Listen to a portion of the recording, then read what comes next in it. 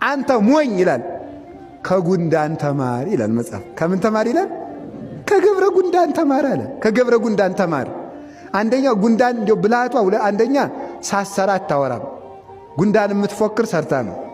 ሁለተኛ ደግሞ የክረምት ምግቧን መቼ ታከማቻለች? በጋ። እና ቅዱስ ዮሐንስ አፈወርቅ አንተ ሰነፍ፣ አንተ ኃጢአተኛ ዮሐንስ አፈወርቅ ለምን ትሰድበኛለህ? ለምን ትገስጸኛለህ?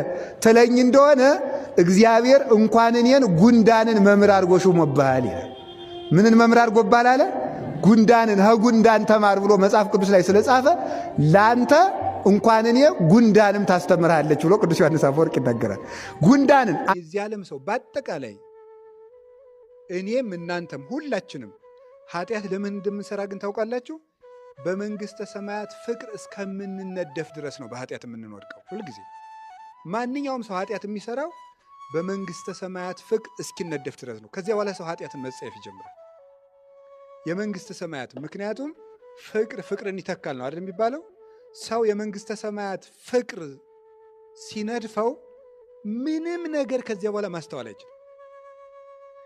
መኃልየ ዘሰሎሞን ላይ እንዲህ የሚል ቃል ታስታውሳላችሁ። እስመ አነ ንድፍት በፍቅሩ።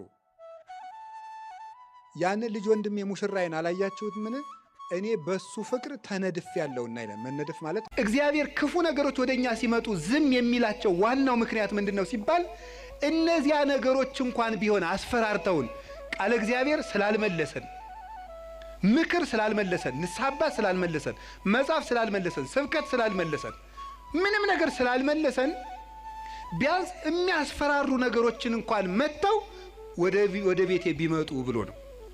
እግዚአብሔር ለምንድን ነው ሰይጣን የሚፈትነን ከሆነ በእኛ የሚፈርድብን ለምንድን ነው ከተባለ መርጠን የምንገዛ እኛ ነን እንጂ እስቲ በሞቴ አንተ ና አፍንጫህን ብዬ ሳልጥልህ ና ሲጋራ ጭስ።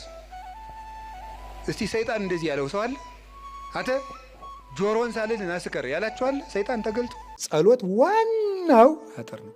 ቢሰለቻችሁም ባይጥማችሁም ቢመራችሁም እንቅልፍ ቢላችሁም ሐሳባችሁ ቢበተንም ምን ቢልም እንደውም አንዳንድ ጊዜ ደና ውለን ደና ያደርነው ሰዎች የጸሎት መጽሐፉን ስንይዘው ኃጢአቶቻችን ሁሉ እንደ መስታወት ይመጣሉ፣ ይዋጉናል።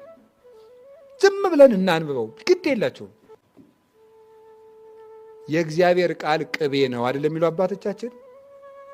ቅቤ ስለ ቅቤ ብትማርም ባትማርም ከተቀባሁ ምንድን ነው ያለዝብሃል።